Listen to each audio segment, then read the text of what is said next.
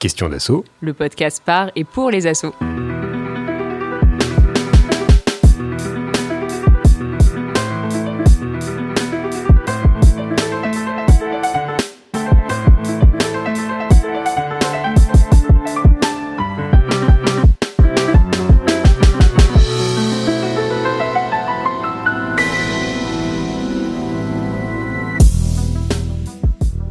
Dans le monde associatif, on s'engage dans des secteurs qui souvent sont éloignés, voire très éloignés de nos propres pratiques professionnelles.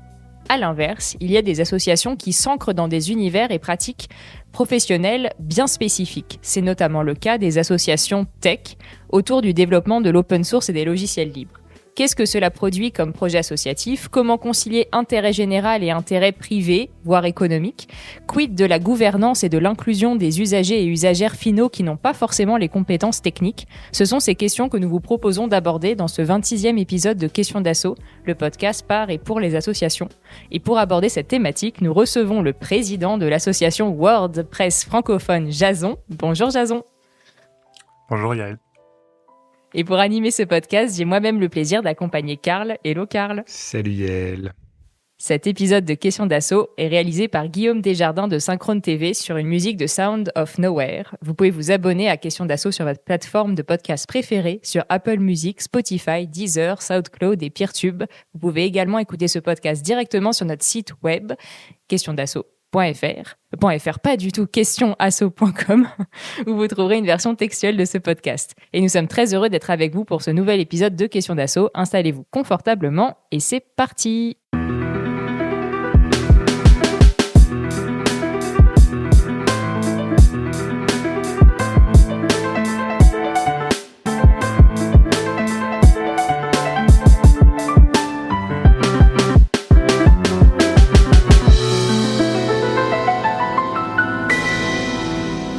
Et nous retrouvons Karl pour l'édito.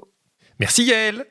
Aujourd'hui, on va parler de WordPress, le logiciel d'édition de sites web le plus utilisé au monde. Il s'avère que WordPress est ce qu'on appelle un logiciel libre, c'est-à-dire un logiciel que chacun peut modifier, éditer ou transformer. Et donc de très nombreux développeurs utilisent WordPress à travers le monde, dans des contextes très variés. Évidemment, qui dit écosystème d'acteurs dit association. En France, la principale association, c'est WordPress France que dirige donc Jason. Sauf que WordPress France n'est pas une association dans un écosystème classique, puisque ce n'est pas une association militante, ni une association qui aurait une délégation de service public. C'est une association qui regroupe des professionnels, ici des développeurs, qui s'intéressent à la promotion de leur logiciel, c'est-à-dire à la promotion de leur activité professionnelle. Et évidemment, poser ce contexte va de pair avec des pratiques et une vie associative qui est, on va dire, étonnante, et c'est ce dont on va parler avec Jason. En fait, au fond, le sujet ici dont on va parler, c'est celui du parcours associatif en tant que professionnel. Ce qui est marquant dans ces écosystèmes, c'est que bien souvent, on rejoint ces associations par intérêt professionnel. Être dans l'association des développeurs ou des designers d'un tel contexte, d'un tel logiciel, c'est se constituer un réseau, c'est faire sa veille pro, ou encore c'est se faire remarquer par la communauté en devenant un contributeur au logiciel commun. On en arrive donc ici à un autre sujet qui va être intéressant de creuser avec Jason, celui de l'organisation de l'univers associatif du logiciel libre, donc ces logiciels qu'on peut modifier, transformer librement comme je le disais, mais qui pour autant sont développés par des gens qui sont des professionnels sur leur temps de travail. Et donc puisque ces logiciels sont bien souvent eux-mêmes portés par des associations, ça va être intéressant de regarder quels sont les liens entre toutes ces associations, parce que en fait, c'est pas nécessairement la même qui porte le logiciel que celle qui accueille la communauté. On commence à comprendre que ça va être compliqué. Et donc, c'est de ça qu'on va parler avec Jason aujourd'hui, et on est très heureux donc de t'accueillir pour ça. Rebonjour Jason. Bonjour. Et on va passer à la carte d'identité de WordPress FR avec Yael. Merci beaucoup, Karl, pour cet édito. Et bonjour, Jason. Merci d'être avec nous. Et effectivement, ce qu'on te propose, c'est de commencer cet épisode par la carte d'identité. Donc, c'est un exercice qu'on propose à toutes les personnes, à toutes les structures qui passent au micro de Questions d'assaut pour permettre un peu aux auditeurs et aux auditrices de vous replacer dans le grand paysage, le vaste paysage associatif. Alors, est-ce que tu es prêt ? Ouais, salut Yael. Yes. Alors, première question. Assez simple. Est-ce que tu peux nous dire, Jason, qu'est-ce que vous faites à WordPress ? Alors, donc, moi, je suis le président de l'association WordPress francophone, donc WordPress FR, WordPress France. On va utiliser francophone histoire d'utiliser le même mot. Nous, on est l'association qui représente les utilisateurs de WordPress en France, principalement. Euh, on est une asso qui date de 2008, mais en fait sur une activité à la base qui était le forum, un forum web d'entraide à l'utilisation de WordPress, donc le logiciel WordPress pour faire des sites internet, qui lui était un peu plus ancien, qui a été monté en 2006 environ. Donc l'asso est venu pour compléter de façon assez classique le besoin d'avoir un compte en banque pour payer un nom de domaine, un hébergement web, quelques trucs comme ça. Puis assez rapidement, les premiers barcamps, meet-up autour de WordPress qui venaient, qui lui date de 2003, donc qui était assez récent en fait, quand l'asso a été monté. Voilà, globalement, ça c'est l'historique. Aujourd'hui, l'asso elle a beaucoup évolué, parce que depuis 2008, forcément, il y a eu pas mal de changements déjà dans le logiciel, et aussi dans la structuration de la communauté, et puis de la contribution tout autour, dont on parlera sûrement après. Et aujourd'hui, on soutient les événements communautaires, et nous, plus spécifiquement, on organise les journées de contribution qui se font avant chaque événement. Donc, dans notre écosystème, ça s'appelle les WordCamp, pour WordPress Camp. Donc, pour aider les gens à contribuer à ce logiciel, en fait, directement. Et alors, En plus du site web qui existe toujours, du coup. Si je peux te pousser à préciser, on est d'accord que vous n'organisez pas pour autant les événements WordPress en France. Ouais. En France, les événements officiels, les WordCamp et les meet-up aussi, sont organisés par des bénévoles en dehors de l'asso, directement avec la fondation américaine, qui couvre, on va dire, la partie logistique. Mais c'est assez auto-organisé, on va dire, si on peut dire ça comme ça. C'est n'importe qui dans sa ville peut lancer un meet-up et après, au bout de quelques années, faire un événement plus officiel. Nous, on soutient ça en faisant les journées de contribution spécifiquement, mais plus les événements directement. Ce qui était le cas des tout premiers à Paris vers, 2008-2010, c'était encore l'asso, et puis après, progressivement, s'en est sorti. Ça me semble faire une bonne transition avec la deuxième question qui est justement comment vous êtes organisé, parce que là, alors tu as parlé d'une fondation, Ouais. tu as parlé de bénévoles auto-gérés tout seuls. Alors, est-ce que tu peux nous expliquer déjà, du coup, WordPress francophone, combien vous êtes, comment s'organise la gouvernance et du coup, les articulations avec les autres structures? Ouais. Pour l'asso en tant que tel en France, donc WordPress francophone que je préside, c'est une asso assez classique. On a entre 50 et 100 membres selon les années. Alors aujourd'hui, voilà, ça dépend un peu. Est-ce qu'on a fait des campagnes de recrutement ou est-ce qu'on était un peu trop occupé pour s'en charger? En ce moment, c'est entre 50 et 60. Là, c'est assez stable depuis quelques années. On est organisé de façon très classique, je pense. C'est-à-dire que chaque année, il y a une AG. Les membres qui ont leur adhésion à jour votent pendant l'AG pour les membres, pour les administrateurs et les administratrices qui seront membres du CA, qui, à son tour, se réunit et élit le bureau. Donc aujourd'hui, le bureau, on a fait un choix d'avoir que 3 personnes, donc un président, un vice-président et une trésorière. Par contre, le CA, c'est 21 personnes depuis l'année dernière. Ah oui, c'est la moitié de l'asso en fait. Ouais, oui, c'est vrai. Ouais, c'est ça, entre la moitié et un tiers. Mais ça, c'est très récent depuis l'année dernière. Donc moi, j'ai été élu président à ce moment-là.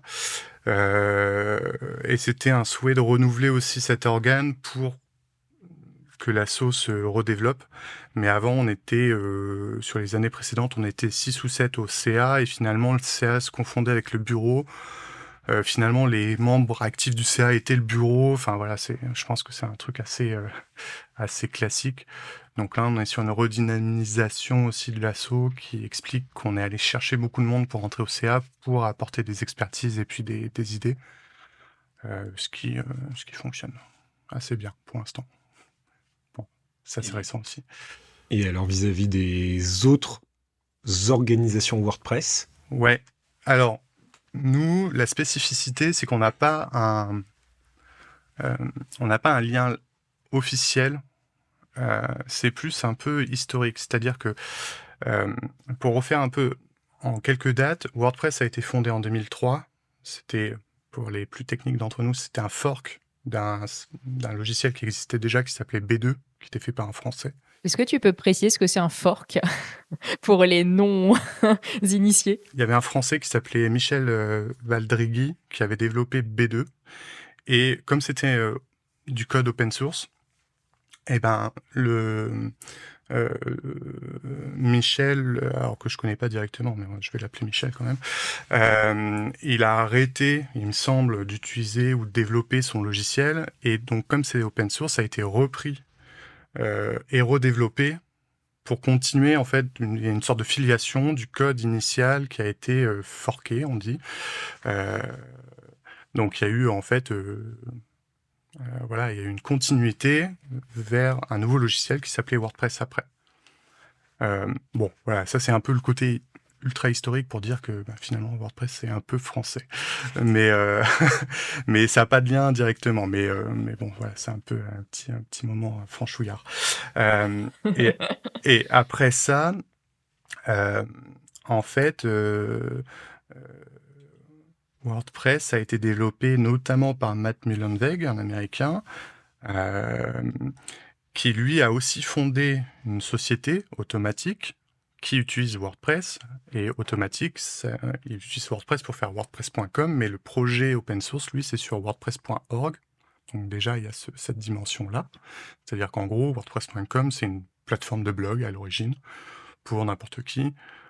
C'est le modèle SaaS du logiciel open source qui, lui, est sur WordPress.org, que n'importe qui peut télécharger pour créer son site. Peut-être pour expliciter pour celles et ceux qui sont pas dans le monde de l'informatique, ça sous-entend que WordPress, donc c'est le logiciel qui a un commun numérique que n'importe qui peut télécharger, modifier, réexploiter.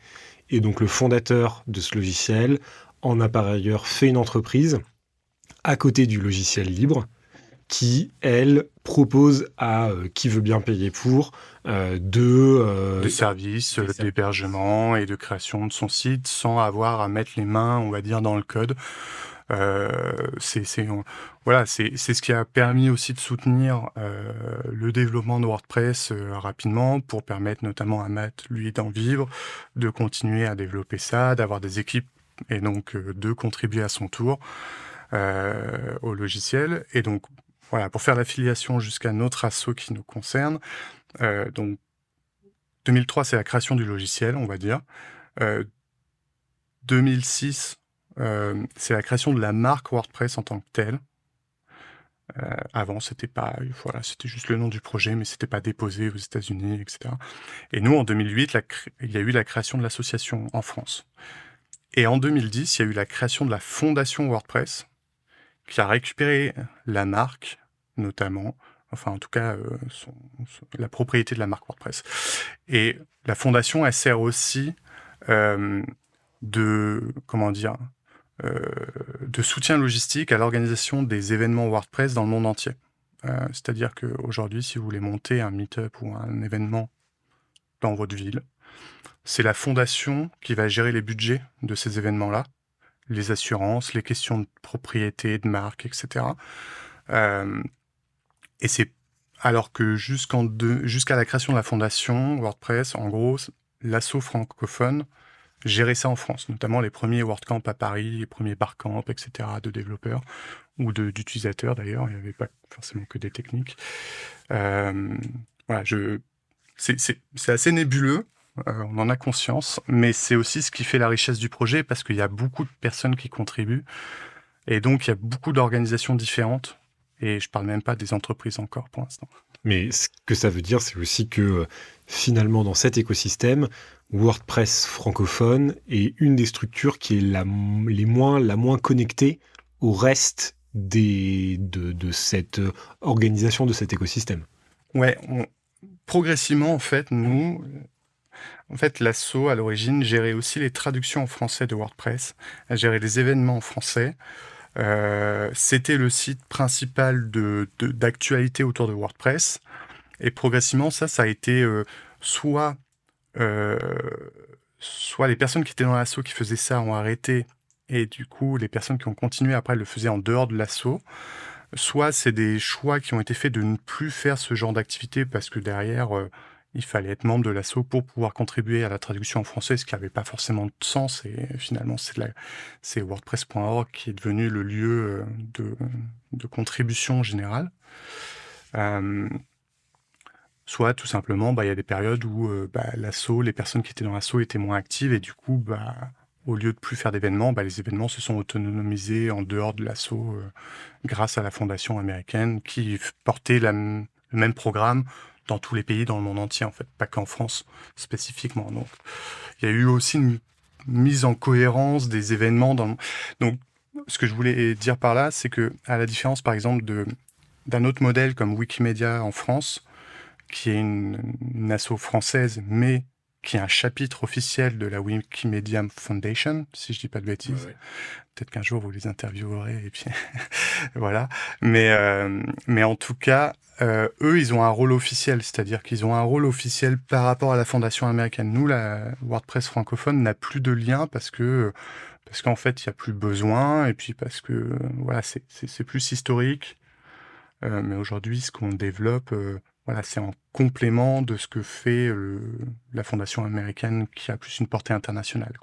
Merci beaucoup, Jason. Et puis, je pense qu'on va y revenir parce qu'effectivement, là, moi, j'ai plein de questions sur le volet bénévolat et contribution, je pense, au libre, ce qui va rentrer complètement dans le thème de l'épisode. Donc, on va peut-être y revenir dans le cœur du déroulé. Mais peut-être avant ça, est-ce que tu peux du coup nous dire comment vous êtes financé et peut-être aussi juste avoir une idée, tu vois, un peu globale de votre enveloppe j'allais dire budgétaire. En fait, les choses sont assez simples. C'est qu'on a vraiment un tout petit budget de l'ordre de, je sais pas, on doit avoir des flux financiers sur nos comptes autour de 10 000 euros par an entre les entrées et les sorties. Je pense que c'est dans ces eaux-là, quoi, pour donner une idée. Mais c'est un peu trompeur pour deux choses. C'est que, on ne valorise pas du tout le bénévolat dans nos budgets pour le moment, même si, grâce aux épisodes de Questions d'Asso, j'ai appris plein de trucs et que j'aimerais bien qu'un jour on réussisse à faire ça, mais ça demande beaucoup d'organisation et beaucoup de... Tu viendras nous en reparler à ce jour-là, alors. Ouais. Et j'avoue que même chez nous, on le fait pas encore. Hein. C'est surtout que ça demande à chacun d'être responsable du suivi de son temps. Comme la plupart des gens qui sont dans l'asso sont soit des freelances, soit bossent en agence ou en entreprise, on le fait déjà dans notre entreprise de pointer entre guillemets notre temps souvent. Du coup, je pense pas. Enfin voilà, ce serait difficile aussi de demander à tout le monde de le faire. Bref, ça c'est un premier sujet. Mais en tout cas, peut-être pour les membres du CA, il faudrait réussir à faire, je sais pas, une règle de calcul, un truc même approximatif pour pouvoir valoriser ça dans les budgets. Mais comme on ne demande pas de financement public, quelque part, ça ne nous est pas vraiment très... ce serait plus un exercice de style, mais ça ne nous aiderait pas spécialement plus que ça, quoi. C'est pas nécessaire, quoi. Ce budget, c'est plutôt des dons. Ce budget, c'est les adhésions, parce que du coup, on est ouvert aux adhésions. Il y a quasiment pas de dons. Par contre, on a des dons en nature, et ça, c'est le deuxième volet de notre financement, c'est-à-dire qu'aujourd'hui, dans nos budgets, ne rentre pas un certain nombre de dons en matériel, par exemple, les serveurs de l'asso, qui permettent d'héberger les sites. On a un serveur dédié qui coûte plusieurs milliers d'euros, je pense, par an. J'ai plus le chiffre en tête. Enfin, on a une belle architecture de serveurs. Et ça nous est gracieusement offert par The Switch, qui est un des partenaires avec qui on travaille, notamment. Mais ça pourrait être aussi les journées de contribution, tout le budget de défraiement qu'on fait maintenant, hôtel, déplacement, etc., des bénévoles de l'asso. C'est totalement couvert par des entreprises qui sponsorisent du coup la journée. On a la chance en plus qu'ils nous demandent, s'ils m'écoutent, ils vont me demander des trucs maintenant, mais ils ne demandent quasiment aucun retour sur l'investissement, entre guillemets, si on peut dire ça comme ça. Aucune contrepartie. Il n'y a pas de contrepartie à part afficher leur logo, quoi, et les introduire au début de la journée, ce qui est le minimum qu'on puisse faire pour les remercier. Ce qui du coup fait que c'est vraiment du mécénat et pas du sponsoring. Je pense que ça rentrerait plus dans du mécénat et moi je leur ai proposé de faire, de commencer à travailler à des chartes de partenariat aussi pour qu'on s'engage sur des budgets pluriannuels. Aujourd'hui, je pense que le budget fait que c'est pas encore nécessaire de formaliser à ce point-là. Mais ce serait pas mal en fait, même pour les valoriser en fait tout simplement. Donc on a un budget de fonctionnement sur fonds propres parce que on a eu quelques années où il y avait moins d'activités mais toujours des adhésions, donc on a une sorte de trésor de guerre qui est pas non plus énorme, mais qui nous permet de pouvoir faire des investissements si on a besoin de lancer de nouveaux programmes. Et après, par contre, on va plutôt, nous, aller chercher des financements directement auprès des entreprises de l'écosystème, qui sont demandeuses, en plus, de lancer des choses. Aujourd'hui, à la différence d'autres assos, nous, on n'a pas de problème de financement. C'est plus problème de temps pour lancer des choses et aller chercher les acteurs qui vont nous aider à financer ça. On est plus dans cette démarche-là alors que souvent, c'est plutôt l'inverse. On a les programmes, mais on a besoin de financement pour les faire perdurer. J'ai l'impression, en tout cas. En tout cas, sur notre niveau, peut-être aussi. Hein, on n'est pas sur des budgets très, très importants. Top, merci beaucoup Jason, et je pense que là on peut justement rentrer dans le cœur du sujet, précisément par rapport à ce que tu viens de dire là sur les financements, parce qu'il me semble qu'une des questions, en tout cas que moi j'ai envie de te poser, c'est précisément aussi de revenir sur le pourquoi de l'asso. Et du coup, l'engagement, le pourquoi les gens s'engagent dans cet asso, surtout que, si je me trompe pas, mais je connais, on va dire, un peu mal, un peu de loin, on va dire, cet écosystème des devs, et pas que des devs, mais il y a déjà une culture de contribution qui peut se faire hors du cadre associatif. En fait, c'est intéressant parce qu'on a fait un week-end associatif pour préparer l'AG et le fait qu'il y a un passage de flambeau entre le président précédent et moi. On a fait un week-end associatif avec l'idée de revoir complètement de définir en tout cas pourquoi l'asso elle existe, qu'est-ce qu'on veut faire, parce que mine de rien, l'asso commençait à être un peu ancienne, avec des changements d'équipe assez réguliers. Et puis surtout, ce que j'expliquais au début, une évolution aussi de notre communauté qui fait que les actions qu'on avait ont évolué, n'étaient plus nécessaires, ou en tout cas étaient peut-être à remettre en question, etc. Et on a défini en fait trois objectifs principaux pour l'asso, qui étaient la transmission en fait des valeurs de l'open source, l'engagement associatif, les relations humaines dans les événements, etc. Le fait de faire communauté, finalement. Ça, on a défini que c'était quand même un grand pilier, qui avait après le côté rayonnement plus proche du logiciel en tant que tel. C'est-à-dire, nous, notre but, on est convaincu que WordPress est un logiciel qui peut permettre aux gens d'être plus autonomes, de mettre des sites en ligne et de mettre leurs écrits en ligne, de diffuser de l'information, etc. Vu la période des fake news et compagnie, on trouve que c'est quand même une valeur qui n'est pas négligeable. Et puis il y a la facilitation plus générale, le soutien à la contribution, soutenir l'émergence de projets locaux qui utilisent l'open source, WordPress en particulier, mais ça peut être d'autres choses qui sont liées. Donc ça, c'est un petit peu la mouvance dans laquelle on se place. Et à partir de là, on a fait d'autres ateliers plus sur les cibles, voilà, définir les cibles, définir les prochaines actions, et puis un plan d'action après associatif à partir de là, quoi, qui a commencé à être mis en place l'année dernière, donc c'est encore assez frais. Parce que ce que j'ai pas dit, peut-être en intro, qui explique un peu pourquoi on en est là, c'est que moi, je suis le 6e président de l'asso depuis 2008. Et à part le premier président qui était l'un des fondateurs entre 2008 et 2015, après ça s'est quand même pas mal enchaîné. Ah oui, c'est-à-dire que les 5 autres, ça a été entre 2015 et aujourd'hui. Ouais. Donc c'est 2 ans par président. Ouais, grosso modo, je pense pas que c'est été gravé dans le marbre, mais en fait c'est l'habitude qui s'est mise en place. Peut-être aussi parce que 2 ans de présidence,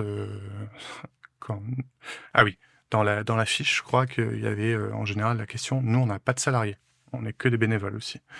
Donc ça explique pourquoi, c'est-à-dire que nous on est président, directeur général, on fait la vision, on fait le planning, on fait beaucoup de choses, quoi. C'est pas.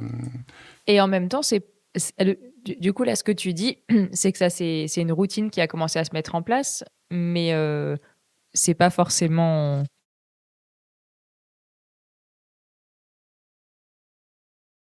Ouais.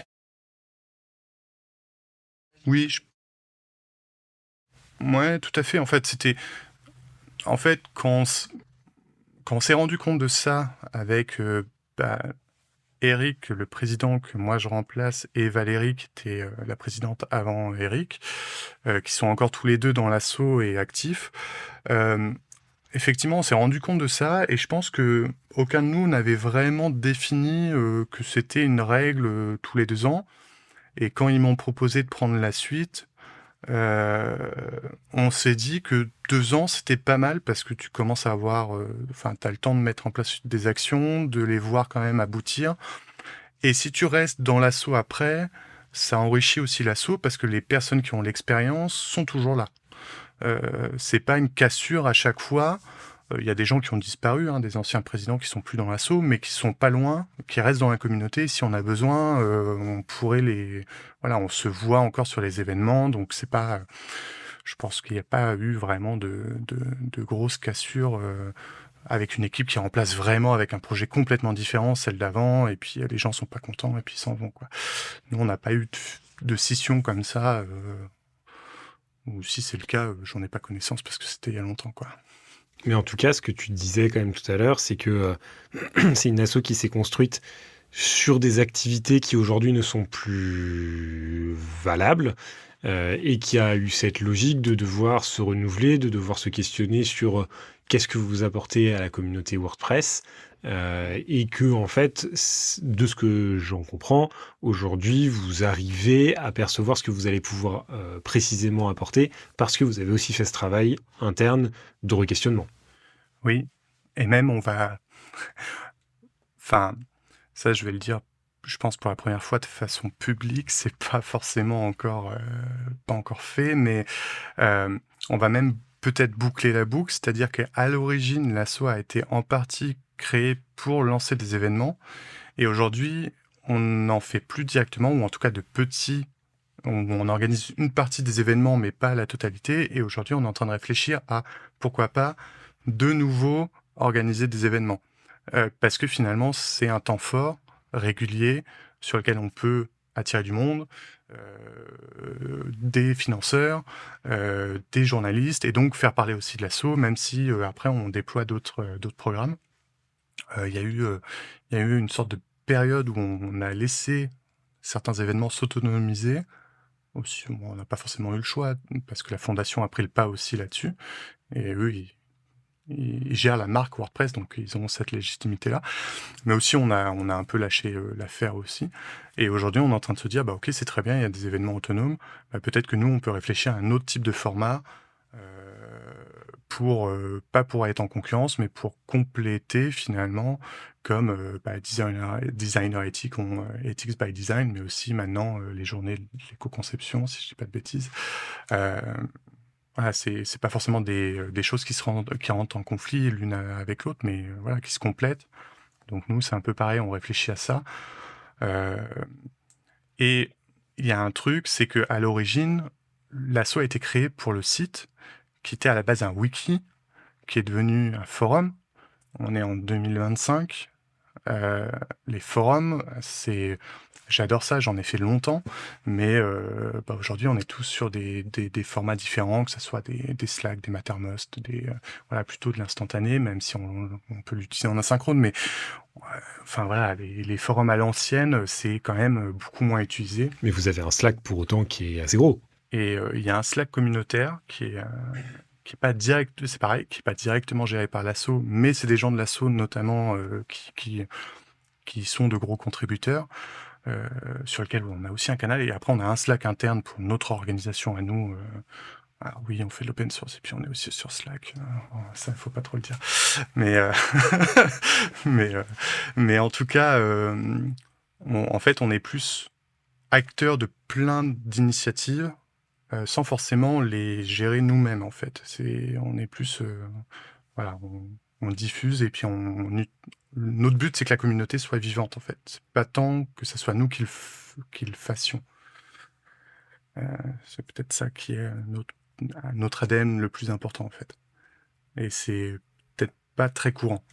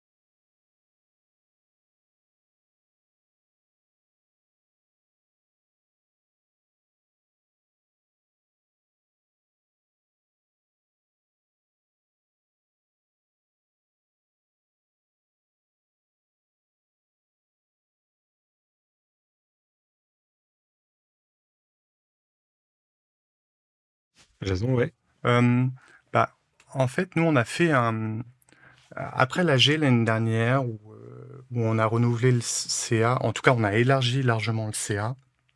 Et suite à quoi, moi, en première réunion de CA, le bureau a été élu, donc j'ai été élu président à ce moment-là.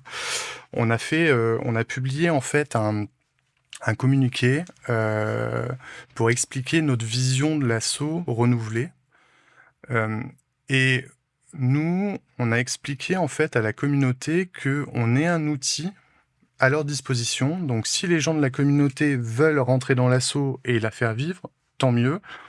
Mais on n'est pas la communauté. C'est-à-dire que, alors même si pour des gens qui sont moins au courant, des fois ils confondent un peu différentes structures. Mais nous, on reste l'association WordPress francophone, WPFR, c'est l'association, c'est l'outil de la communauté francophone. Donc, en fait, on deviendra ce que les gens veulent qu'on soit. S'ils s'investissent pour que le forum, on le refonde et on fasse une nouvelle interface, pourquoi pas. Si on veut relancer de nouveaux événements, ça peut être ça. Si on veut aider, je sais pas moi, là, on réfléchit, il y a un WordCamp à Toulouse en mai, on réfléchit à financer la vélotipie de l'événement pour qu'on puisse avoir, voilà, à la fois en termes d'accessibilité, mais même en termes de suivi des conférences et puis des vidéos qui seront enregistrées, meilleur sous-titrage, un meilleur suivi. Et ben, on peut financer ça. Mais notre objectif, c'était plus de dire, nous, on veut pas forcément que toute l'énergie soit dans un événement ou dans un seul programme, quoi. Comme designer éthique, on réfléchit à faire des bourses à la contribution, des choses comme ça, d'avoir des budgets qui soient sectorisés et qui soient vraiment dédiés qu'à des une sorte de share ou d'aider un freelance à faire de la contribution de façon permanente ou des choses comme ça. Mais ça, il faut que ça vienne aussi de la communauté. Il faut pour ça des gens s'investissent dans l'asso parce que la communauté n'a plus besoin de l'asso, quoi. Quelque part, elle pourrait vivre sans nous. Ça changerait pas grand-chose. Enfin, ça changerait des choses, mais ça ferait pas qu'il y a plus de communauté en France, quoi. Et ce qui est exactement je sais pas si on peut dire la même interprétation, mais en tout cas, Designer Ethics, c'est vrai qu'on a eu ce mouvement-là aussi, où on a même assumé l'idée que c'était pas à nous de nous occuper de cette communauté, et qu'on voulait pas être une asso communautaire, alors communautaire au sens de on développe une communauté. Et donc c'est aussi ce qui fait que oui, on a toujours pris un peu de recul sur ce Slack qu'on administre et qui est l'espace qu'on a développé, mais où en fait on n'a jamais non plus cherché à l'animer, à y mettre des moyens, à se dire que c'était notre rôle de le faire. Et ce que ça dit peut-être aussi, et c'est intéressant par rapport aux questions que vous vous posez aujourd'hui à WordPress FR, c'est qu'est-ce qui se passe quand la raison d'être d'une association ne colle pas exactement avec ce que les gens y font, ou plutôt y projettent, ou de la manière dont ils s'en saisissent, quoi. Comment est-ce qu'on réconcilie les deux d'une certaine manière? Ouais, par exemple, nous, on n'a pas d'incidence sur le développement de WordPress en tant que logiciel. On n'est pas comme Framasoft, par exemple, qui salarie les développeurs de Peertube, par exemple. Nous, notre but, c'est qu'en France, on développe des savoirs autour de WordPress. À quoi sert ce logiciel? Pourquoi nous, on croit dur comme fer que c'est un logiciel émancipateur avec ses limites, hein. Il y a un système économique aussi autour, mais en tout cas, potentiellement n'importe qui aujourd'hui, avec des savoirs techniques limités, peut mettre un site en ligne. Et ça, c'est quand même un progrès par rapport à comment fonctionnait le web il y a 20 ans, où sans connaissances techniques, c'était quand même un peu plus compliqué. Il n'y avait pas juste un zip à télécharger, puis à mettre sur un hébergement, et puis voilà, ça fonctionnait quoi, en quelques clics. Et on pouvait publier après des pages, des posts. Ça, c'est WordPress, Drupal, Joomla, Typo3, voilà, quelques CMS comme ça qui ont popularisé ce fonctionnement-là. C'est open source, donc n'importe qui peut le réutiliser et en faire ce qu'il veut. Nous, à la différence de, par exemple, je reprends mon exemple de Wikimedia, mais c'est un peu, peut-être on est un peu semblable, toute proportion gardée, mais demain, si Wikimedia en France, l'association française n'agit plus, Wikipedia.com en version française, .org, pardon, ça fonctionnera toujours. Nous, c'est un peu pareil. Le logiciel, il sera toujours là demain. Notre rôle, c'est de faire en sorte qu'en France, on parle de WordPress et que les gens s'en saisissent. Voilà. En gros, c'est ça l'objectif. Et du coup, ça amène peut-être la question qu'on peut traiter maintenant justement de l'international.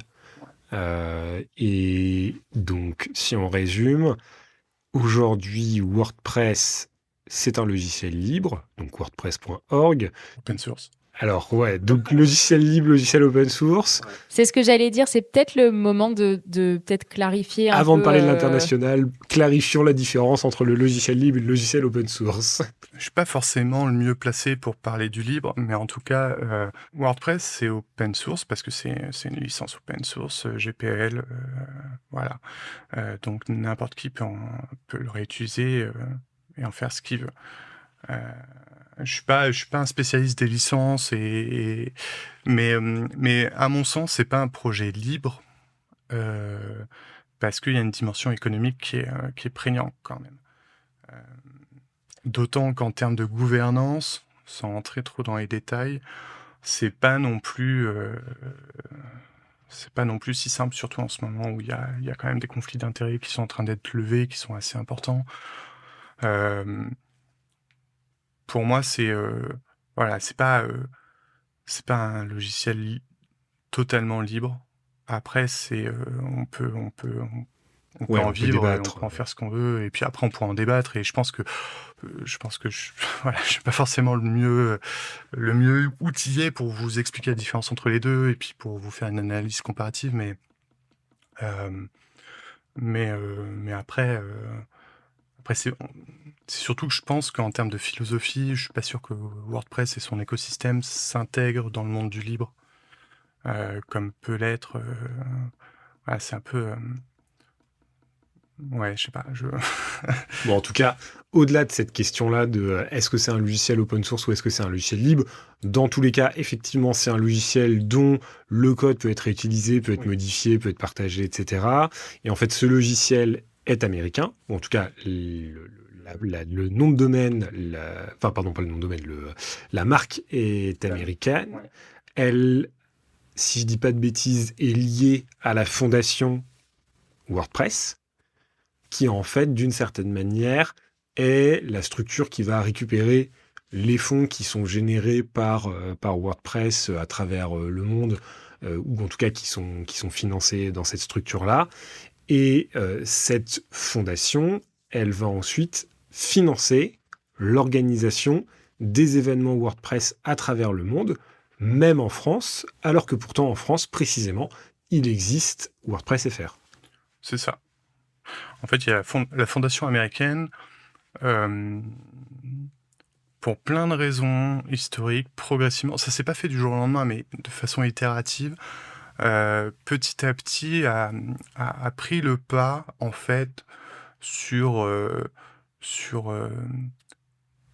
l'aspect logistique et financier, et même responsabilité quelque part, parce que aujourd'hui, quand on organise un meet-up ou un WordCamp, c'est pas l'organisateur local qui est responsable, c'est la fondation américaine.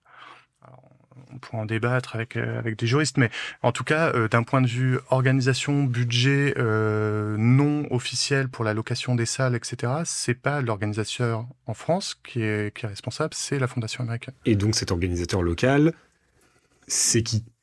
Ça va être des bénévoles. Alors, potentiellement n'importe qui est un peu passionné par WordPress ou par qui a envie de monter un groupe local, donc ce qu'on appelle nous les meet-up. C'est pas juste dans le monde de WordPress, je pense que c'est plus tech de façon générale. Bon, c'est un anglicisme, un groupe local de support. N'importe qui peut le faire dans sa ville. Il y a sur le site communautaire wordpress.org un formulaire pour demander à être reconnu. Et après, en échange, on reçoit des goodies, un petit budget éventuellement pour louer une salle ou des choses comme ça. Et au bout de quelques années, si le groupe local est assez organisé, il peut faire un WordCamp. Donc là, c'est deux estrades avec des orateurs qui viennent toute la journée pendant 1 ou 2 jours. Enfin voilà, après c'est un format qui est assez classique. L'avantage, c'est que ça se passe dans tous les pays du monde. C'est-à-dire que c'est devenu cohérent aussi.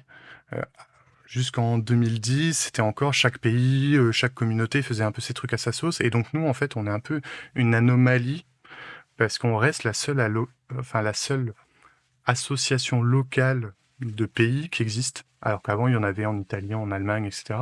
Et nous, peut-être par culture de l'association en France, peut-être par esprit franchouillard, parce qu'on voulait pas faire comme les autres, peut-être parce qu'on était plus organisé que d'autres, je sais pas. L'association a perduré, alors que ailleurs, en fait, elles se sont dissoutes, et puis c'est devenu, un petit peu des pays dans lesquels en fait les gens vont sur WordPress.org, la plateforme internationale, pour échanger, pour s'organiser. Et ils n'ont plus forcément une structure juridique locale, quoi.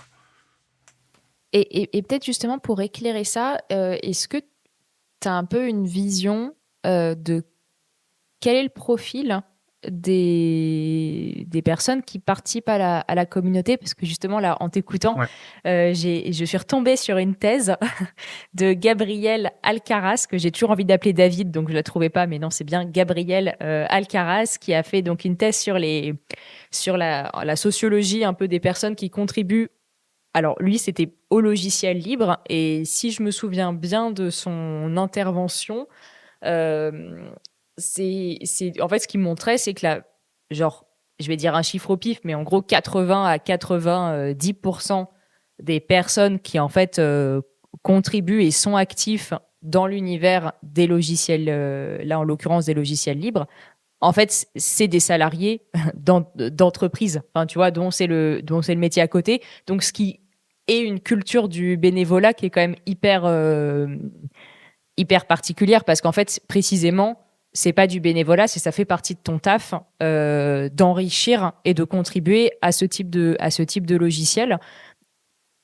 Ce qui me fait penser, parce que là je pense à d'autres personnes qui ont organisé des espèces d'événements un peu qui me semblent ressembler à ce dont tu parles, par exemple pour Big Blue Button, qui est aussi un logiciel libre de visio, où en fait l'idée c'est de rassembler des personnes, des utilisateurs, pour se dire tiens, comment est-ce qu'on peut contribuer ensemble pour améliorer le logiciel. Là j'ai l'impression dans ce que tu dis qu'on est peut-être sur d'autres profils et sur d'autres objectifs de rassemblement, mais peut-être que je me trompe, si tu peux juste peut-être clarifier.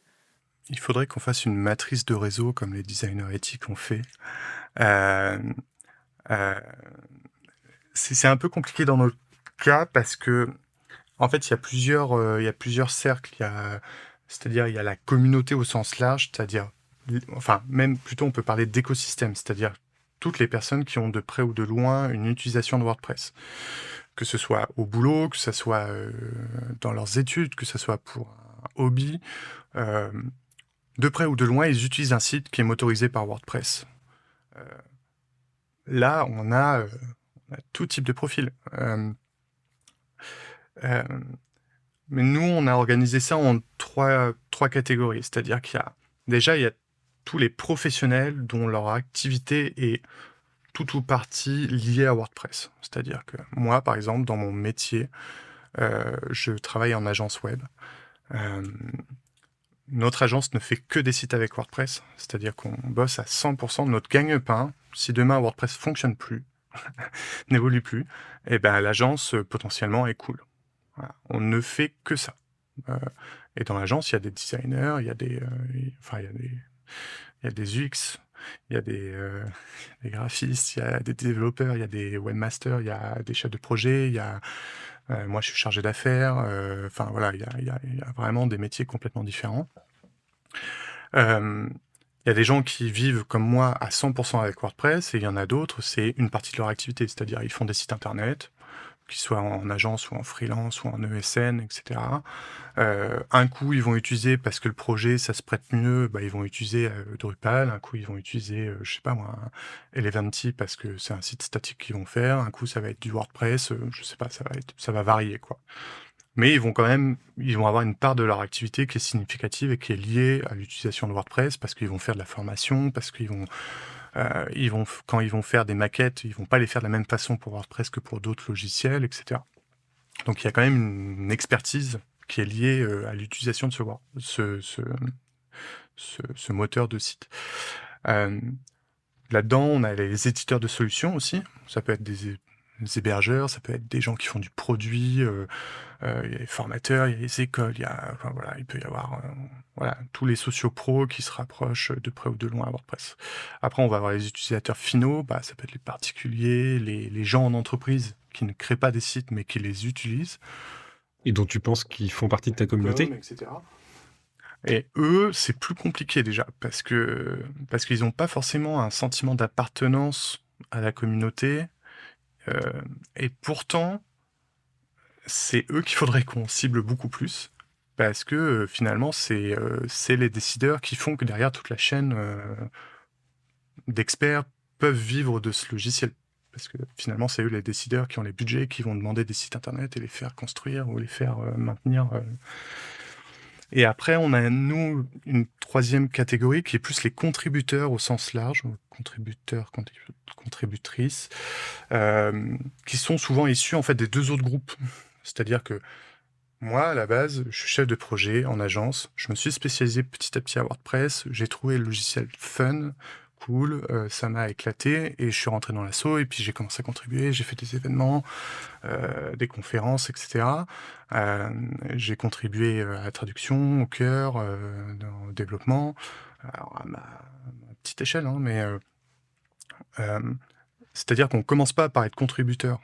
dès le départ. C'est d'abord on est utilisateur et après on se dit bah ok, j'aimerais bien que ce logiciel il s'adapte pour mon besoin parce que par exemple au début il était développé qu'en anglais, il n'y avait pas de traduction en français et puis bah il y a des gens en France qui se sont dit bah non mais pour le vendre au service public bah il faut que ça soit traduit en français ou tout simplement en termes d'accessibilité d'utilisation.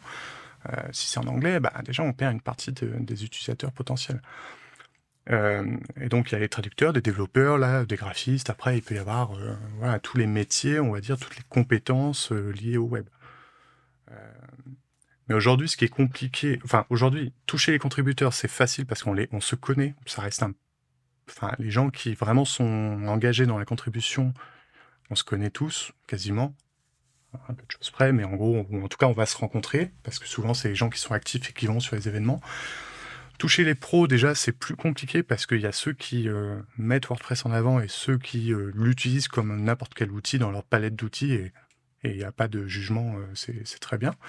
Mais ils sont pas forcément déjà, ils n'ont pas la fibre WordPress, enfin, ils voient pas forcément aussi le côté philosophique derrière de l'open source. Pas tous en tout cas. Par contre, toucher les particuliers et les étudiants, là, ça devient chaud, quoi. Parce qu'on est loin aussi de leurs préoccupations, potentiellement. Parce que nous, on n'est pas une asso d'action recherche, on n'est pas dans ce monde déjà de la recherche et puis des écoles. On est plus du monde des freelances ou des agences, donc on n'est pas trop connecté, quoi. Et ça, c'est un peu les choses sur lesquelles ce serait bien qu'on travaille pour éviter que des solutions propriétaires viennent dans les écoles être enseignées. Et je dis pas que c'est WordPress qu'il faut mettre en avant, mais enfin, on discute aussi beaucoup avec les assos Drupal et Joomla en France, par exemple, ou Typo3, parce qu'on a un peu les mêmes types d'organisations. Ou avec la FUB, qui est l'asso des professionnels de PHP, par exemple.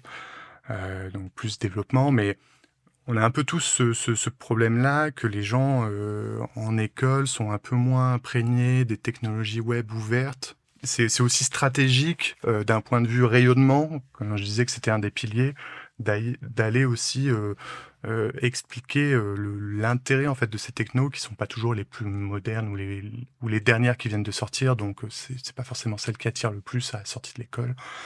Et pour autant, elles sont matures et il y a des raisons pour ça, quoi. Oui, je voulais juste revenir parce que tout à l'heure, tu disais que du coup, vous aviez un peu augmenté votre CA en passant à 21 personnes. Et du coup, je me demandais s'il y avait une logique ou une articulation justement entre cette ouverture du CA et peut-être aussi les profils de personnes que vous avez ciblés dans ce CA. Enfin, tu vois, est-ce qu'il y avait une stratégie un peu derrière et ce que tu es en train de dire sur comment se rapprocher en fait de ce que tu as appelé le public final, enfin les utilisateurs finaux, ou ça n'était pas du tout mis en place dans cette logique? Bah, je pense que je vois où tu veux en venir. On n'a pas de collège par utilisateur, si c'est ça que tu avais en tête. En fait, l'ouverture du CA, ça s'est fait pendant le week-end de réflexion l'année dernière, où on s'est dit, là on est 7.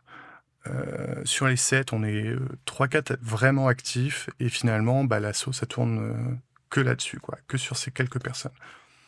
Et de façon très, peut-être un peu spontanée, ou un peu, j'étais peut-être un peu dans la provoque, j'ai dit, bah, on n'a qu'à faire x3. Et donc 7 fois 3, bah, voilà. Jusque-là, c'est bon. Et donc, en fait, bah, on n'était pas beaucoup à ce week-end d'inter. En fait, on était 3-4, je crois. Mais c'était suffisant pour agréger tous les mécontentements et toutes les frustrations de ces dernières années qu'on avait listées avant avec d'autres membres de l'asso, et puis de se dire, OK, on n'était que 3-4 aussi parce que voilà, on n'avait pas pu forcément tous se libérer. Et on a dit, OK, bah, à partir de ça, qu'est-ce qu'on fait? Et j'ai perdu le fil de mes pensées. Mais ce que je voulais dire, c'est que à partir de là, pourquoi 21? Parce que, ben, en fait, on s'est dit, Ok, si on veut faire tous ces nouveaux trucs qui nous frustrent depuis des années, redéfinir la structure, où on veut aller, la vision, etc., il va falloir plus de monde pour faire plus d'actions et puis pour avoir peut-être plus d'utilité aussi. Et tout simplement, on a pris notre téléphone, on a appelé voilà, les collègues, les copains, les gens qui gravitent autour de nous depuis trop longtemps et qui nous disent ah, ce serait bien, comment je peux t'aider? Et puis nous, on savait pas parce que du coup, on n'avait pas trop défini la vision. On voulait d'abord avoir la vision avant de dire aux gens venez nous aider. Et puis du coup, là, on s'est dit bon, ok, on appelle. Et puis on a réussi à réunir une vingtaine de personnes. On avait aussi dans l'idée, parce qu'on est dans le monde de la tech et malheureusement en termes d'égalité, on n'est pas bon. On avait dans l'idée de faire émerger de nouveaux profils dans l'asso. Alors, il n'y a pas une stratégie très aboutie, hein, mais bon, on est passé dans 7 membres du CA, on est passé d'une ou deux femmes à 3 ou 4 sur 21, donc le ratio est toujours pas bon, mais ça fait toujours plus de personnes sur les profils différents. Et puis c'est une itération. Enfin, le but c'est que ça s'améliore et puis de montrer l'exemple. Mais même si au final c'est un président à nouveau, mais ça après ça va évoluer normalement. La gouvernance partagée, on n'y est pas encore, mais ce sera un chantier à l'avenir un jour ou l'autre. Mais en tout cas, petit à petit, d'essayer en tout cas de plus rester dans un petit cercle aussi, toujours un peu les mêmes personnes qui se connaissent trop bien. Et du coup, ça empêche aussi les gens de rentrer. Et puis là, il nous fallait du 109 et de montrer que d'un coup, on faisait x3 sur le CA. Ça montrait qu'il y avait une stratégie d'ouverture et qu'a priori, s'il y a 20 personnes qui ont pu rentrer, après, ce sera plus facile pour renouveler aussi, quoi. C'est pas plus abouti que ça comme approche, quoi. Mais il fallait lancer quelque chose de nouveau, quoi. En tout cas, c'était déjà une première. Est-ce que vous observez justement que ça fonctionne? Au sens, est-ce que ces nouvelles personnes dans le CA, elles s'investissent dans l'association de manière à y mener des nouveaux projets? Je dirais que ça dépend un peu des profils, parce qu'on a vraiment. Par contre, avant, c'était plus petit groupe d'initiés, on va dire, qui étaient dans le CA. Des gens qui avaient qui avaient une légitimité, qui étaient contributeurs, qui étaient connus, voilà, ou qui s'étaient motivés pour rentrer. Là, on a fait rentrer aussi quelques personnes qui avaient dès le départ dit attention, moi, en termes de temps, en termes d'énergie, je suis limité. Par contre, sur telle expertise, si tu as des questions, je suis là. Et ça, c'était vachement précieux aussi dans ma prise de présidence, je sais pas si on peut dire ça comme ça, mais Prise de poste. Prise de poste, ouais, c'est pas un poste non plus, mais ça fait trop de travail. Mais il y a un peu de ça. C'était, on avait besoin de s'entourer de personnes qui nous apportaient de nouvelles choses. On a pris quelqu'un qui était à ce moment-là président d'une grosse ONG. Donc assez loin de notre métier, mais par contre en termes de structuration, potentiellement de professionnalisation progressive de l'asso, il pouvait nous apporter des choses. Des personnes qui travaillent au quotidien dans des contextes un peu différents des nôtres, pas juste en agence ou freelance, mais voilà, avec des contextes différents, où il y a des communautés différentes pour essayer d'ouvrir aussi l'asso et de lancer de nouveaux programmes. Voilà, donc ça c'est... En tout cas, c'est la vision. Après, la pratique est toujours un peu différente. Je dirais qu'en termes de ratio, peut-être que le ratio d'actifs est toujours le même qu'avant, sauf que comme avant, c'était 3 personnes sur 7, maintenant on est 21, donc il y a 10 actifs. Le but, c'était de recréer un noyau aussi dur qui soit actif et qui ait un rôle d'administrateur, donc une légitimité aussi pour s'approprier l'asso et donc bouger les 50 autres adhérents qui, eux, sont parfois juste adhérents pour filer voilà, quelques dizaines d'euros à l'asso chaque année et puis et nous soutenir. Et ça, c'est très bien. Et d'autres, il faut les motiver pour qu'ils deviennent actifs, quoi. Il faut les convertir pour qu'ils s'investissent. Et comme on a beaucoup de réseaux, en fait, les gens autour de nous, ils sont là, c'est juste, on leur avait jamais vraiment demandé de s'investir. Ouais. Et c'est ça qui était finalement le côté le plus original de cette démarche qui est pas très complexe non plus, mais c'était de se dire, en fait, à chaque fois qu'on a contacté quelqu'un pour dire, tiens, tu veux pas cette année, on a l'AG qui arrive, viens au CA parce que t'es investi dans notre communauté au sens large, t'as des choses à dire. Peut-être tu organises déjà ta communauté locale à Toulouse ou je sais pas, à Paris ou autre. Pourquoi t'es pas dans l'asso, en fait, quelque part? Et puis, à chaque fois, on nous a dit, bah ouais, carrément, mais en fait, personne m'avait jamais proposé ou je savais pas que c'était possible. Et qu'est-ce que je pourrais faire? Bah, c'est pas grave, viens, on verra. Et puis déjà, ça lance un peu une démarche où, voilà, il y a plus de monde. Alors, ça fait peut-être la transition justement sur le fait que toi, t'aies pris la présidence de l'association. Comment est-ce que toi, t'en es arrivé là, peut-être déjà? Et puis, c'était quoi les challenges, les défis, je sais pas comment il faut le dire, que t'as rencontrés? Et est-ce qu'il y a eu des points de tension, à la fois organisationnels et pratiques en particulier? Moi, je suis membre de l'asso officiellement depuis 2020. Donc, je sais plus, ça devait être la période du Covid ou un truc comme ça. Et je m'embêtais, et du coup, je suis entré dans l'asso. Ou alors, j'avais plus de temps et du coup, je sais pas. J'ai juste pris une adhésion pendant quelques années de soutien, vraiment, juste, je payais mon adhésion et voilà, ça, je m'étais pas plus posé de questions que ça. Et en fait, j'ai fait la démarche de me pointer à une AG. Et du coup, comme il n'y avait pas grand monde au CA, bah, j'ai été élu au CA. Et en fait, je me suis fait embrigader. Enfin, je le voulais bien, mais et comme en plus, j'ai eu le malheur de dire que j'aimais bien faire des CR parce que mon métier c'était d'être chef de projet encore récemment, donc des CR ça fait partie de ma formation, quoi. Enfin, j'ai pas le choix de toute façon. Et du coup, j'ai été élu secrétaire. Donc en fait, je me suis pointé comme ça en disant coucou, je suis là. Et en fait, du jour au lendemain, j'ai été au CA et secrétaire. Et donc comme quoi, ça peut vite, voilà, ça peut vite changer aussi. Puis je dis ça, mais je l'ai pas subi. Hein. Enfin, ça m'a surpris, mais en même temps, c'est intéressant parce que vu de l'extérieur, souvent les assos, elles ont l'air organisées, actives, etc. Et finalement, quand on s'intéresse aux organes de décision et qu'on vient aux réunions, on se dit mais comment vous réussissez à faire tout ça alors que finalement on a l'impression que c'est peut-être pas le bordel, mais des fois c'est pas aussi c'est peut-être pas aussi organisé ou professionnel dans l'approche qu'on l'imagine. Parce que nous, on voit le résultat final d'un événement ou d'un truc assez, voilà, qu'on voit de loin, quoi.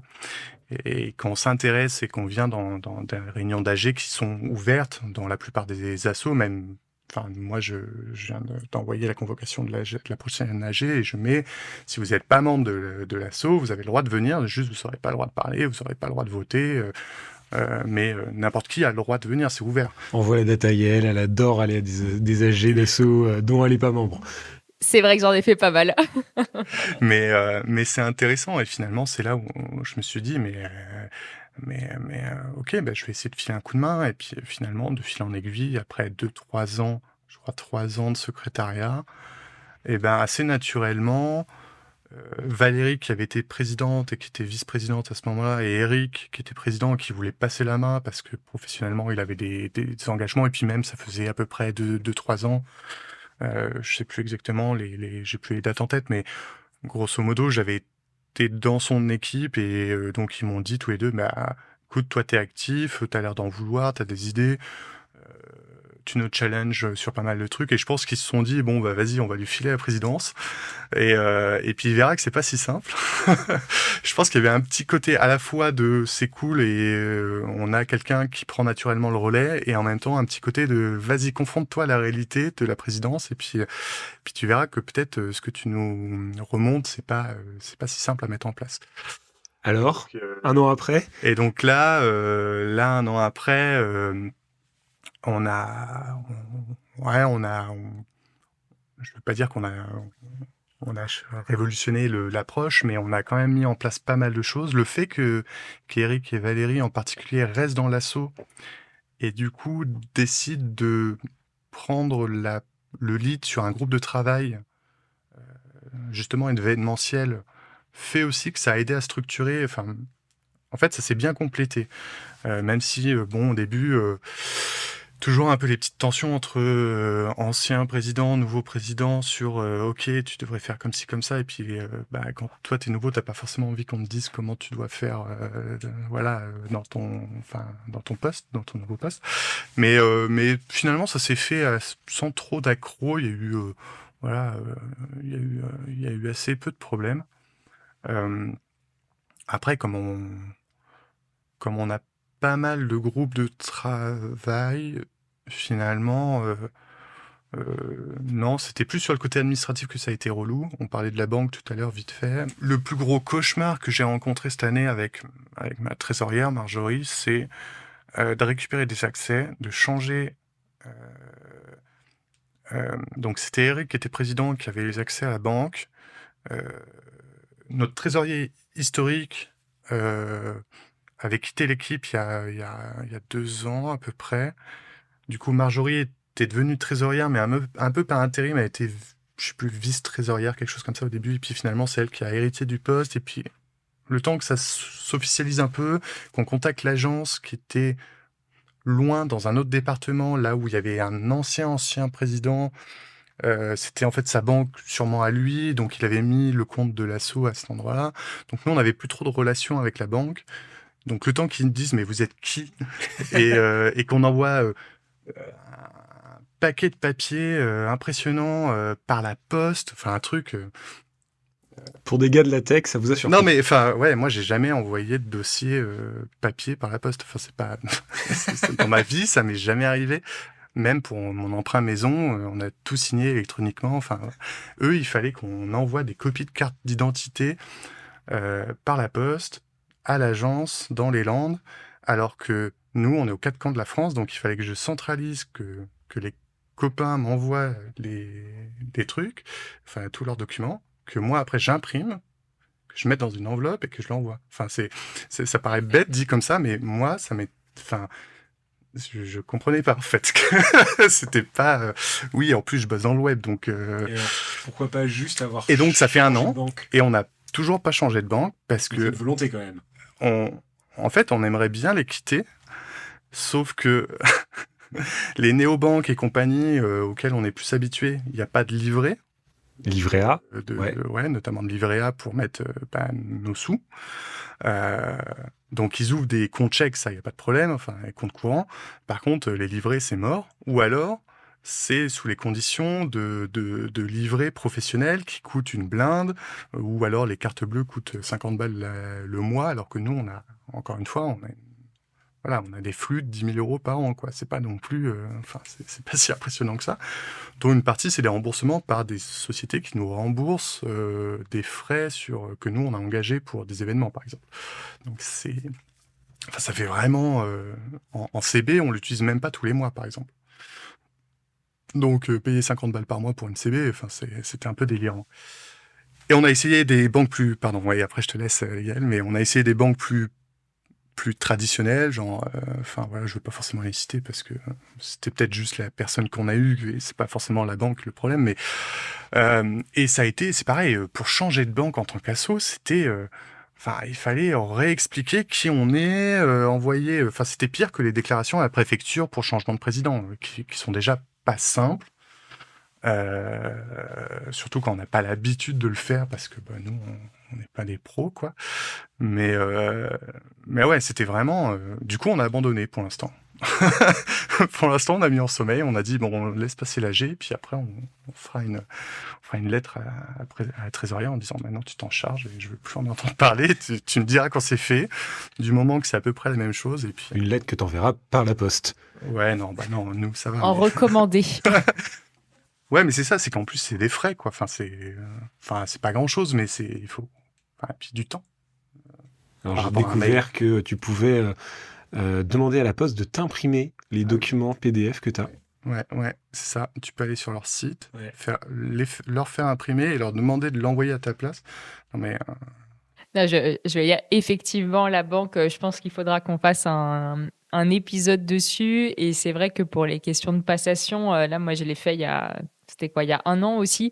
Et c'était assez impressionnant, mine de rien, parce qu'on est venu à 5. Nous, on a pu se déplacer, parce que c'était à Paris, donc c'était plus simple. Et tout le monde était à Paris, donc il n'y avait pas ce côté, comme toi, là, complètement éclaté en France, pour signer officiellement la passation et la clôture de la caisse de l'ancienne équipe, etc.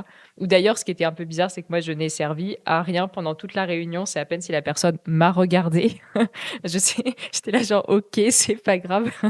Alors que j'étais bien sûr l'ancienne trésorière et pendant quand même plus de 6 ans. Mais bon, c'était visiblement. Non, mais je faisais juste la parenthèse pour dire quand même, vous avez fait le choix de garder une CB parce qu'on n'est pas du tout obligé. Enfin, et d'ailleurs, donc c'est pas, je pense qu'il faudra vraiment qu'on fasse un épisode parce que là, j'ai une association qui s'est créée il y a pas très longtemps et où la banque voulait absolument leur faire payer, je crois, plus de 10 € par mois, alors qu'en fait, on peut tout à fait créer une asso gratuitement, sans carte bleue, sans rien, comme tu dis, juste un compte chèque avec une carte de dépôt et normalement sans frais associés. Donc, prochain épisode à faire. Nous, c'est un choix, en 2 secondes là-dessus, sur la CB, c'est un choix pratique et pour ne pas faire peser les dépenses sur les épaules des adhérents. C'est-à-dire que il y a certaines dépenses, on pourrait dire à l'adhérent, ok, tu payes, après on te rembourse sur une note de frais. Sauf que quand c'est des choses qui vont dépasser voilà, quelques centaines d'euros, au-delà même de l'aspect organisationnel, ça, en termes d'approche, je trouve que ça se fait pas. Si c'est des frais de fonctionnement, c'est à l'asso de les payer elle-même. Et nous, dans le cadre de notre activité quand même liée au web, on a des achats de licences, de logiciels. De toute façon, il y a des choses, Zoom par exemple, ou non, je sais pas, j'ai pas forcément d'autres exemples en tête, mais où Slack c'est différent parce qu'on le paye pas, mais en tant qu'asso, on a une dérogation. Mais par contre, Zoom, qui est notre logiciel de visio, par exemple, tu peux pas ne pas payer par CB. Il n'y a pas le choix, de toute façon. À moins d'avoir vraiment je sais pas, peut-être un volume important où tu vas peut-être avoir des paiements par... Souvent, tu peux demander par virement. Enfin, moi, je sais que on l'a beaucoup fait. Pour des petits... de toute façon, pour des logiciels à l'étranger, en dehors de l'Europe, déjà, ça va être des paiements en dollars. Donc, une CB, de toute façon, on va se prendre des frais dessus. Donc, il n'y a pas trop d'autres choix. Et puis, des virements internationaux, dans tous les cas, ça va coûter quelque chose. Donc, une CB, ça reste le plus pratique. Après, nous, dans notre cas, comme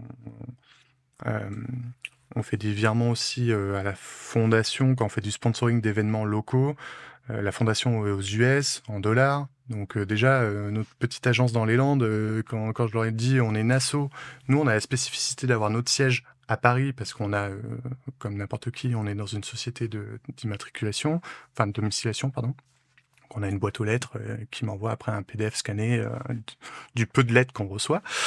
Et déjà, voilà, on leur disait, moi j'habite à Cognac, en Charente, l'asso, son siège est à Paris, la trésorière elle est à Tours. Et déjà, quand j'ai appelé la banque pour leur expliquer ça, ils m'ont dit, mais là c'est trop louche son affaire, c'est trop bizarre. Et donc ça fait 1 an et voilà. Et puis on procrastine le changement et puis on n'a pas eu trop envie de s'en occuper. On a essayé avec 1 ou 2 banques et puis ça avait l'air d'être super compliqué. Il y a pas comme pour... Alors déjà, moi je savais pas, mais c'est pas comme pour les particuliers. Il n'y a pas le portage de compte vers une autre banque. Ça n'existe pas pour les pros et pour les assos. Alors que ça, c'est quand même un super système. À titre personnel, pour changer de banque, c'est eux qui font les démarches de clôture et puis de changement des virements, etc. Ça se fait très facilement. Pour une asso, c'est pas du tout le cas. Donc ouais, il fallait un dossier super épais avec tout un tas d'informations, de l'historique et compagnie, et de pourquoi et comment on fait nos dépenses. Alors que nous, on a un tout petit budget. J'imagine pour des grosses assos, ça doit être l'enfer. Pour le coup, les grandes assos peuvent avoir les moyens d'avoir des comptes pro et donc des néobanques et donc tout ce qui va avec en termes de simplification des procédures. Puis nous, on n'a pas d'expert comptable qui nous conseille peut-être. Ça, c'est peut-être ce qui change à un moment.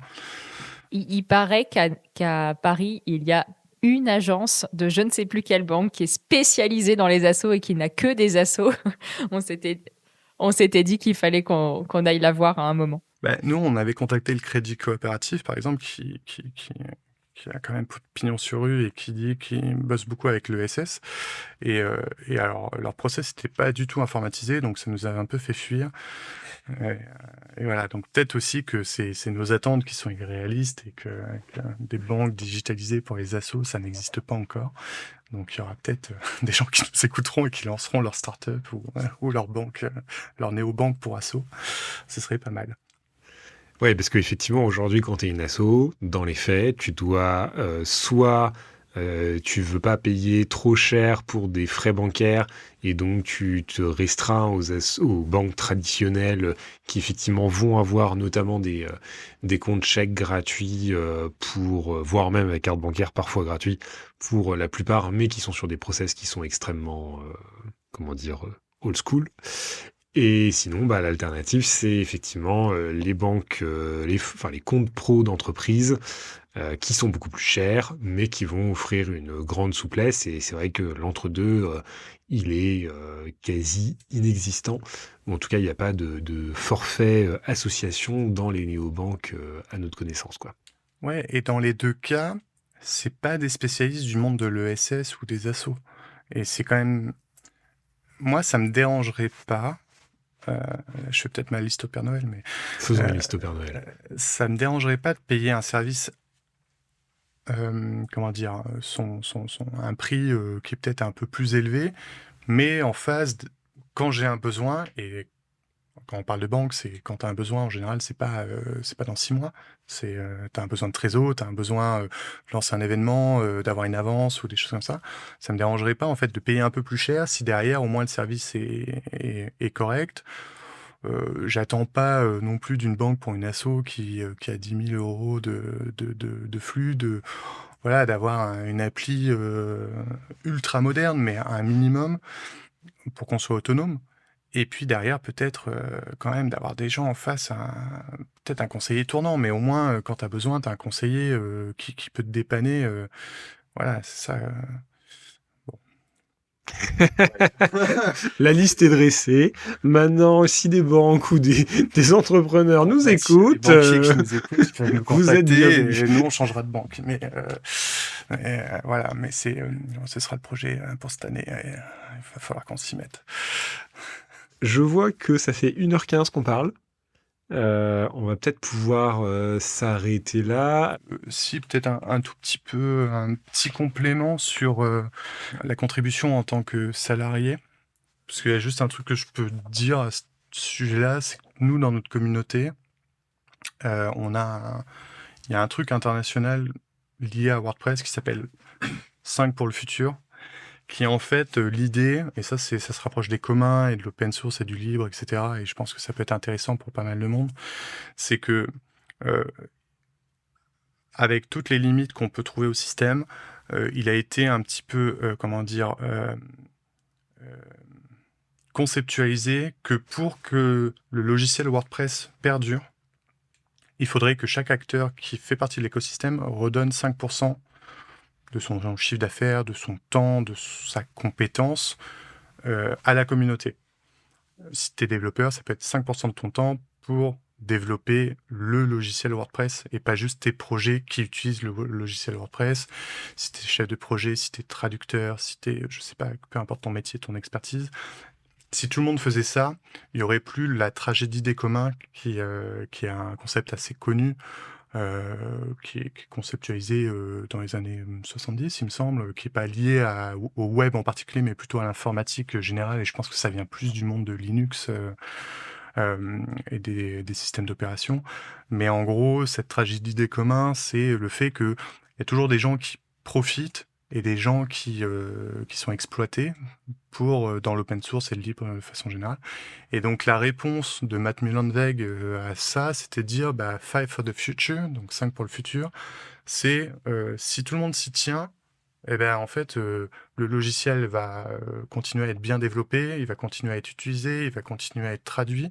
Par contre, si tout le monde ne fait que l'utiliser, et dans le sens mauvais, c'est-à-dire sans vraiment le côté prédateur, de dire tiens, L'exploiter, en fait. voilà, l'exploiter, c'est ce logiciel il est open source, ouais on s'en fiche, il est gratuit, ça c'est super, hop, moi je vais pouvoir vendre des prestations avec, et par contre je vais rien faire en échange pour que ça perdure, et ça pour le coup c'est vraiment spécifique à notre communauté, en tout cas ça a vraiment été appelé comme ça dans notre communauté. Et c'est ce qui fait qu'aujourd'hui, il y a quand même pas mal de sociétés, en tout cas jusqu'à la fin de l'année dernière, où il y a eu des changements dans la communauté, c'était appliqué dans pas mal de sociétés qui ont fait que WordPress était plus lié qu'à son fondateur ou à une ou deux sociétés. Mais il y avait quand même beaucoup de sociétés ou d'acteurs qui ont permis à ce logiciel de continuer à être développé et d'atteindre environ 40% des sites web dans le monde qui sont faits avec. Ben après, la stat est à prendre avec toutes les pincettes qu'on peut avoir. Mais, et ça, c'est quand même... Voilà. Et moi, par exemple, j'ai 5% de mon temps chaque semaine qui est dédié à la communauté dans ma boîte, par exemple. Tu veux dire que c'est dans ta fiche de poste? Ou quand même pas formalisé à ce point? Peut-être pas dans ma fiche de poste, mais c'est une stratégie que nous, on a validée à l'agence pour toutes les personnes qui le souhaitent. Donc, ça doit représenter, je sais pas, 5%, c'est quoi, 3 heures dans la semaine, si je dis pas de bêtises. Après, il y en a qui font plus comme moi, parce que j'y passe aussi du temps perso, mais beaucoup plus que du temps de travail. Mais j'ai 3 heures, j'ai du coup quasiment une demi-journée qui est dédiée à la contribution. Voilà, et ça, c'est quand même significatif. Et c'est pour ça que aussi dans l'asso, j'aimerais bien qu'on le valorise dans le budget, parce que nous, on n'est que des professionnels du monde du développement informatique dans l'asso, quasiment. Je pense pas qu'il y ait des non-pros. Et du coup, par contre, nous, c'est sur nos... Autant moi je suis salarié en agence, autant il y en a, c'est des freelances, et là, ça a une incidence directe sur le chiffre d'affaires, sur le travail qu'ils peuvent faire au quotidien. Moi, c'est pas que ça n'a pas d'incidence, mais ma paye à la fin du mois, ce sera la même chose, quoi. J'aurai pas de problème de trésor parce que j'ai pas rentré un projet. Voilà. Ça, c'est peut-être le truc un peu plus typique quand même aussi dans une des réponses de notre système à ce problème aussi de faire perdurer ce commun. Ouais. Qui peut être critiqué, qui est lié au monde professionnel et commercial, et du coup, qui pose plein d'autres questions, mais en tout cas, c'est un business model qui fonctionne depuis 20 ans, quoi. Merci beaucoup, Jason. Et merci de nous avoir accompagnés et d'avoir répondu à nos questions pour ce nouvel épisode de Questions d'Asso, le podcast par et pour les assos. Et merci à vous de nous avoir écoutés. On espère que cet épisode vous aura été utile et que vous aurez pris plaisir à l'écouter. Si notre discussion a pu faire écho à des situations que vous avez pu vivre, nous vous invitons chaleureusement, comme d'habitude, à nous le dire en nous envoyant vos témoignages par l'adresse mail question-asso.com que vous retrouverez dans la description de cet épisode. Pour rappel, vous pouvez nous suivre sur votre plateforme de podcast préférée, sur SoundCloud, Spotify, Deezer, Apple Music ou Peertube. Vous pouvez également vous abonner à notre newsletter pour ne manquer aucun épisode et vous retrouverez toutes les informations, les liens et les ressources. Ça fait longtemps qu'on n'a pas mis les ressources sur le site. Si, Karl, je t'interpelle entre parenthèses. Donc, vous retrouverez quand même, on va s'actualiser, que nous avons évoqué durant notre discussion sur notre site web. Cet épisode a été réalisé avec le soutien de la Maïf. Aujourd'hui, c'est Guillaume Desjardins de Synchrone TV qui était à la réalisation, et la jolie musique que vous allez maintenant entendre est l'œuvre de Sound of Nowhere. Merci de nous avoir écoutés et rendez-vous le mois prochain pour un nouvel épisode de Questions d'Asso.